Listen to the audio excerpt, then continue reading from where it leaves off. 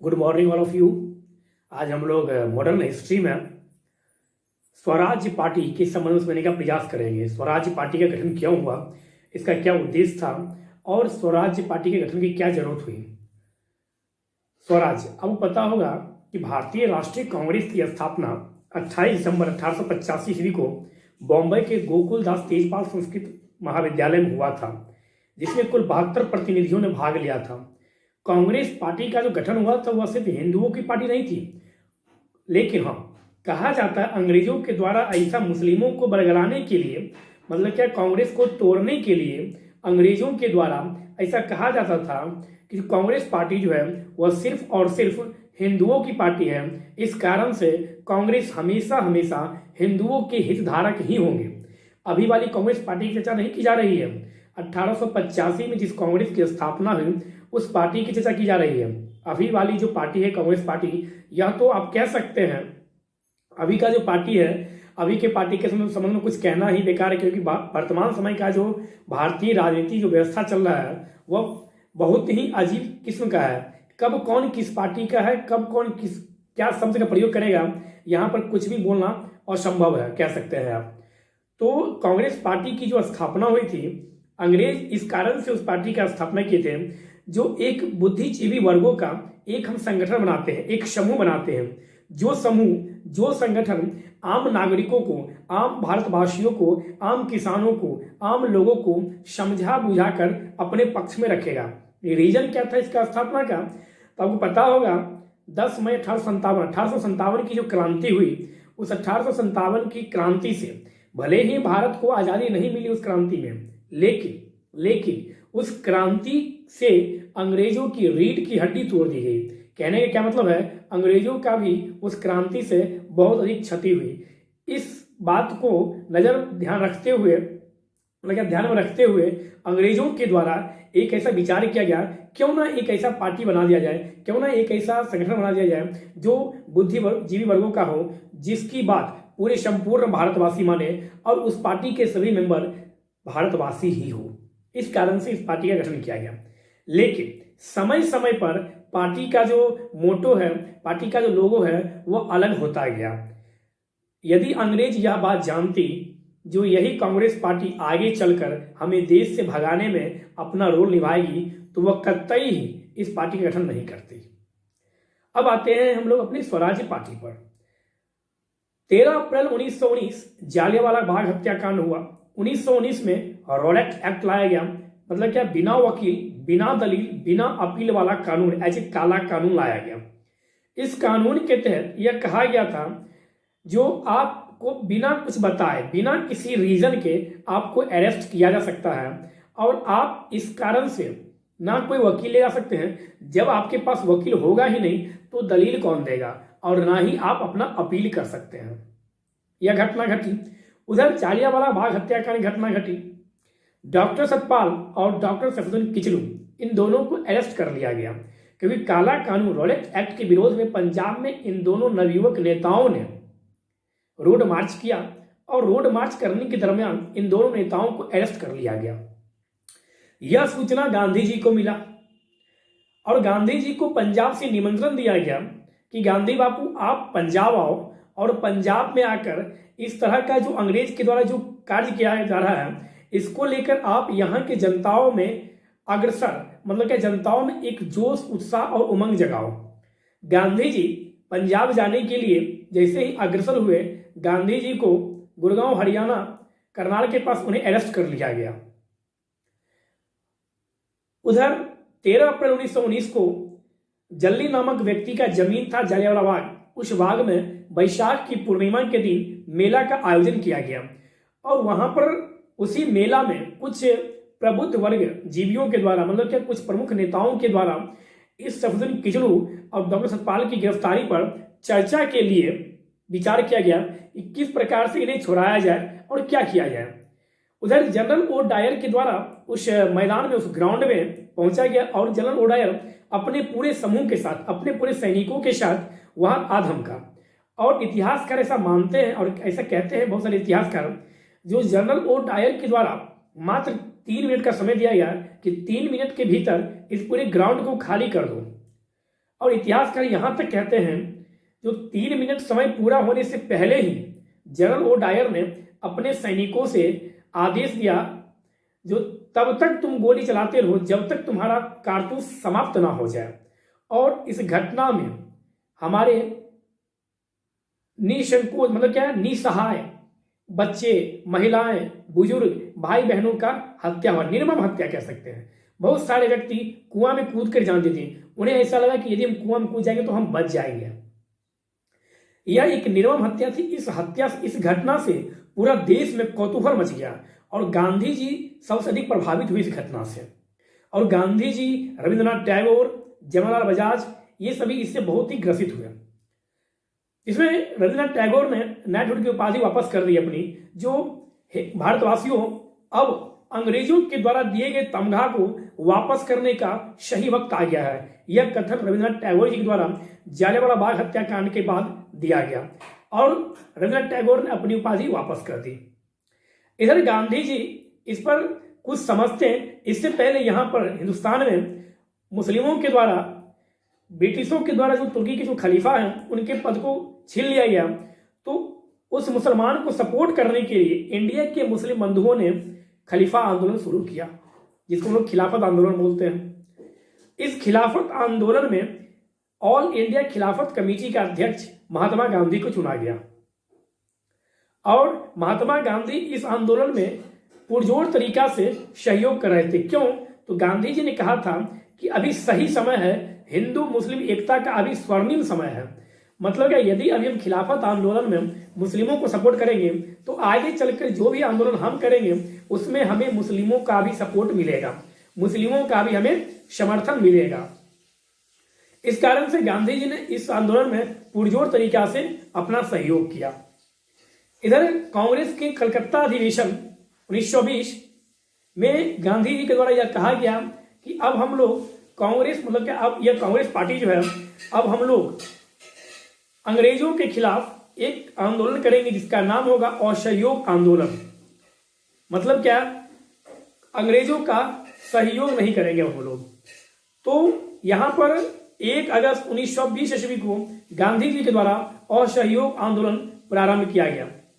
तिलक बाबू इसके सूत्रपात थे, लेकिन सहयोग देखिए 1 अगस्त 1920 को ही तिलक बाबू का निधन भी हो जाता है और वह असहयोग आंदोलन के परिणाम को नहीं देख पाते हैं। तिलक बाबू का मूल नाम, बचपन का नाम केशव रहता है और आपको पता होगा तिलक बाबू होम रूल 1916 के संस्थापक भी थे। गांधी जी के द्वारा इस असहयोग आंदोलन के दरमियान एक स्टेटमेंट दिया जाता है जो 1 वर्ष के भीतर हम स्वराज को प्राप्त कर लेंगे। और गांधी जी के द्वारा चलाया गया यह पहला जन आंदोलन था। कौन सा? तो असहयोग आंदोलन।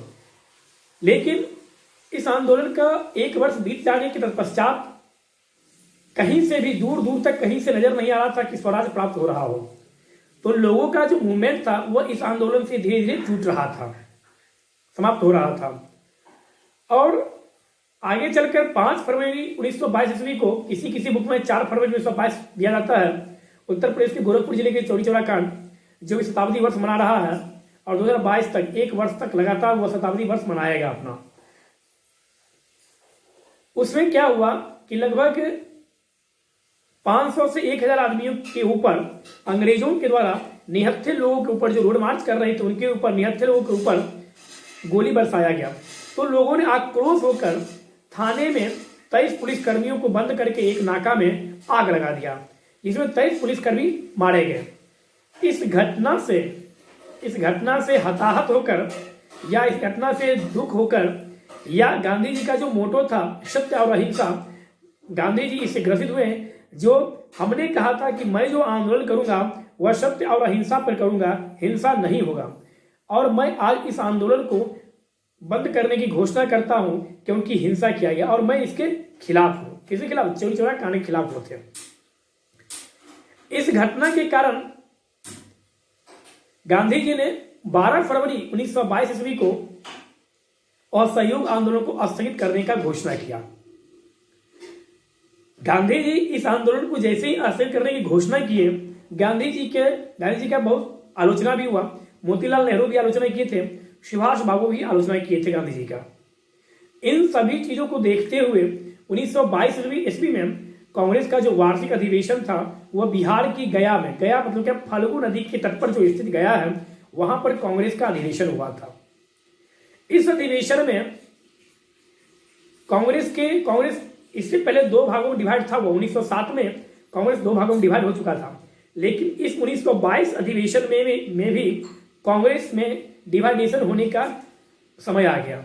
मतलब क्या, यहाँ पर कुछ नेता जो थे वह कह रहे थे कि अब हम अंग्रेजों का जो विरोध करेंगे वो अब हम लोग अंग्रेज के अंदर जाकर विरोध करें। मतलब क्या, पार्लियामेंट मतलब क्या, असेंबली में बैठकर अब हम लोग अंग्रेजों का विरोध करेंगे, बाहर से हम लोग विरोध नहीं करेंगे। मतलब क्या, गर्म दल और नरम दल, गर्म दल के नेता जो थे उनका कहना था, वो मानते थे कि अब हमें भीख नहीं चाहिए, अब हमें अधिकार चाहिए और हम अपना अधिकार छीन कर लेंगे। जबकि गांधी जी यह कह रहे थे कि किसी भी परिस्थिति में हम चुनाव में, हम राजनीति में हिस्सा नहीं लेंगे, ऐसा गांधी जी का मानना था। इधर चित्तरंजन बाबू और मोतीलाल बाबू, इन दोनों के द्वारा यह घोषणा किया गया कि कांग्रेस के गैर अधिवेशन में जो अब हम लोग इस तरह से नहीं रह सकते हैं। और पटेल बाबू के बड़े भाई विट्ठल भाई पटेल, यह तीन नेता, कौन, तो चित्तरंजन बाबू, मोतीलाल नेहरू और विट्ठल भाई पटेल, इन तीनों नेताओं ने कांग्रेस के पद से अपना इस्तीफा दिया और इन तीनों ने कांग्रेस से हटकर, मतलब गया अधिवेशन से हटकर 1 जनवरी 1923 ईस्वी को स्वराज पार्टी का गठन किया। इस पार्टी का मुख्य उद्देश्य ही था जो हमें चुनाव में भाग लेना है और चुनाव में भाग लेकर असेंबली में बैठकर अंग्रेजों का विरोध करना, मतलब बिल का विरोध करना है। इधर यह खबर गांधी जी को पहुंचा तो गांधी जी बहुत दुखी हुए। गांधी जी बोले ऐसा नहीं करना चाहिए था उन लोगों को, क्योंकि गांधी जी शुरू से ही चुनाव के विरोधी थे कि हम अंग्रेजों के, यदि हम चुनाव में भाग लेंगे तो लोग क्या कहेंगे कि हम भी तो राजनीति करने उतर गए हैं, तो इस कारण से हम चुनाव में भाग नहीं लेंगे। उधर स्वराज पार्टी द्वारा इसे पार्टिसिपेट किया गया और स्वराज पार्टी के इस मोटो के कारण गांधी जी बहुत ही दुखी हुए, लेकिन इससे स्वराज पार्टी पर कोई प्रभाव नहीं पड़ा।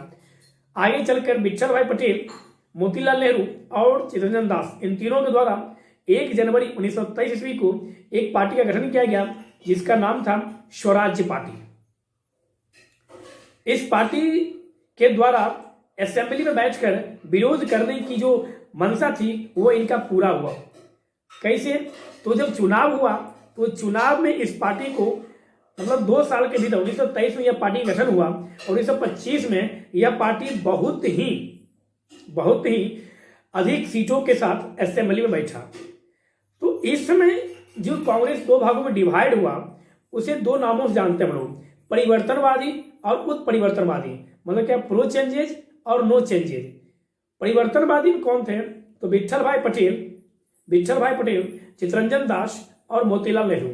जबकि अपरिवर्तनवादी मतलब क्या, नो चेंजेज, मतलब क्या, गांधी फिलोसफी से प्रभावित कौन थे, गांधीवादी नेता कौन थे, तो राजेंद्र बाबू, सी राजगोपालाचारी, M.A. अंसारी, सरदार वल्लभ भाई पटेल, ये सभी नेता जो थे ये सभी गांधीवादी नेता थे। तो परिवर्तनवादी जो नेता थे प्रो चेंजेस, उनका कहना था कि बदलती हुई परिस्थितियों में कांग्रेस को चुनाव में भाग लेना चाहिए। किस चुनाव में, तो 1919 अधिनियम के तहत, जो मॉन्टेग्यू चेमफोर्ड अधिनियम जो था, उस अधिनियम के तहत केंद्र और प्रांत में जो चुनाव होना था उस चुनाव में हिस्सा लेना चाहिए। किसे, तो कांग्रेस को, स्वराज पार्टियों को चुनाव में हिस्सा लेना चाहिए। परिवर्तनवादी नेता का कहना यह था कि हम असेंबली में बैठकर उसका विरोध करेंगे और ब्रिटिश सत्ता के साथ असहयोग करेंगे। जबकि अपरिवर्तनवादी नेता का कहना यह था कि यदि आप चुनाव में भाग लेते हैं तो आम जनताओं के बीच जो मैसेज जाएगा वह गलत मैसेज आएगा। दूसरा, आपस मतलब बहुत सारे सदस्य हैं, मान लीजिए किसी पार्टी में कम से कम 100-200 सदस्य हैं और टिकट लेना सभी चाहता है, यदि टिकट नहीं मिला तो आपस में मतभेद होगा और राष्ट्रीय आंदोलन जो है वह कमजोर पड़ सकता है। यह कथन था किसका, अपरिवर्तनवादी नेता का यह कथन था। दिसंबर 1922 में जो अधिवेशन हुआ उसके बाद जनवरी 1923 में इस पार्टी का गठन हुआ और आगे चलकर यह पार्टी जिस चुनाव में भाग ली उस चुनाव में इस पार्टी को बहुत अच्छा बहुमत मिला और 1925 में सेंट्रल असेंबली का अध्यक्ष के रूप में विट्ठल भाई पटेल को चुना गया। इस पार्टी की यह बहुत बड़ी देन थी जो इतनी कम समय में यह पार्टी इतनी अधिक ऊंचाइयों तक यह पहुंची और केंद्रीय असेंबली में इस पार्टी ने, स्वराज पार्टी ने कुल 42 सीटों पर अपना जीत दर्ज किया। तो इस प्रकार से आज हम लोग स्वराज पार्टी के संबंध में समझने का प्रयास किया। हम उम्मीद करते हैं कि स्वराज पार्टी के संबंध में जो सूक्ष्म बातें, जो महत्वपूर्ण बातें हैं, उन सभी बातों को आप लोगों तक पहुंचाने का मैं प्रयास किया और हम उम्मीद करते हैं कि आप लोगों को यह टॉपिक अच्छा समझ में आ गया होगा। यदि फिर भी कोई परेशानी हो तो आप कमेंट्स करके पूछ सकते हैं। धन्यवाद।